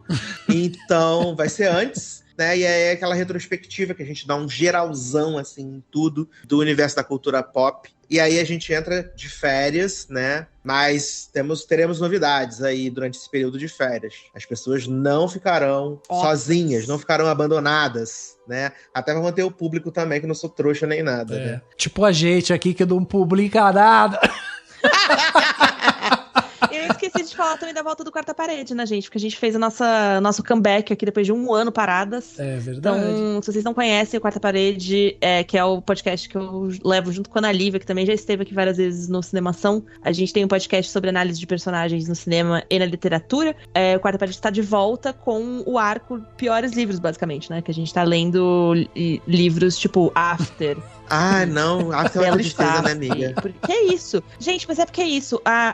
Eu cheguei a essa conclusão, eu já tinha chegado a essa conclusão antes, assim, mas o fio que une eu e a Ana é poder odiar coisas em conjunto, assim. A gente basicamente só se comunica quando é pra falar mal das coisas. Então, se a gente perder essa conexão, a gente vai deixar de ser amiga. Então é isso, a gente precisa do quarta parede pra continuar a amizade. E se vocês quiserem sofrer com a gente, é tipo, coisas que eu li pra que vocês não tenham que ler, cola lá no quarta parede. Essa semana vai ter episódio novo. Quando vocês estiverem escutando isso aqui, já vai ter saído, que vai sair amanhã, na quinta-feira, sobre um dos piores livros que eu já li em toda a minha vida. E esse é todo o spoiler que eu vou dar. Então ouçam quarta parede. Nossa, só coisa ruim, gente. Só sofrimento. Eu não li os livros, mas vi os filmes, né, amiga? Então, vou te falar, amigo, esse livro dessa semana, ele faz After parecer um filme bom. Ixi, Maria. É tudo que eu vou meu dizer. pai, sinceramente, Vitor, vou atento ali, vou ouvir esse podcast pra saber qual é esse livro. Mas aí é isso, gente. Então, logadinho todos os domingos aí, né? Pelo menos pelos próximos 3 domingos. E depois você fica atento no logado que eu vou dizer o que vai acontecer aí, pra você não ficar sozinho, solitário, né? Triste na sua casa durante as férias do logado, tá bom? Se você tiver paciência, meu Twitter é edu_sasser. E eu fico dando notas, né, para os filmes que eu tô assistindo. Tô aí na briga para ver se eu consigo chegar a 200 filmes assistidos esse ano, né? Vamos ver se vai dar tempo. Faltam 18, então vamos ver se eu consigo. E dou notas carinhosas, né? Notas de apreço. E de repúdio também. É isso. Muito bom, muito bom. Gente, muito obrigado novamente. Lembrando você, ouvinte, né, que esse daqui é o nosso penúltimo episódio de 2023. Isso significa que a gente só tem mais um episódio da semana que vem e aí a gente vai sair para as nossas merecidas férias. Então vale a pena você que tá aí ouvindo, manda seu comentário pra gente, né, sua crítica, sua análise, sua pergunta, sua sugestão para a próxima temporada também. Manda através das nossas redes sociais, sempre procurando por Cinemação ou no nosso e-mail contato@cinemação.com. E além disso, vale também muito a pena você seguir a gente no Spotify, na Apple Podcast, curtir na Deezer, se inscrever no Google Podcast ou no Castbox, para que você possa receber todos os nossos episódios assim que eles saírem. Nesse período de férias é mais importante ainda, porque a gente vai ter aí um período, né, que não como o Logado, que fica soltando episódios para manter o público, a gente dá um tempo mesmo. Pode ser que surja um episódio ou outro, pode ser, mas é uma coisa muito atípica. Mas então por isso que é importante você ir lá e manter as notificações ativas, porque assim que voltar, você já vai ser notificado e já vai poder ouvir o podcast do Cinemação assim que ele sair. E fica também o convite para você se tornar um apoiador do Cinemação com o valor de um cafezinho. Você já ajuda demais a gente aqui e ainda leva, né, presentes exclusivos do Cinemação para casa e participa do nosso grupo secreto lá no WhatsApp. O link para se tornar um apoiador vai estar aqui no post desse podcast. O podcast Cinemação 536 fica por aqui e a gente se vê no próximo.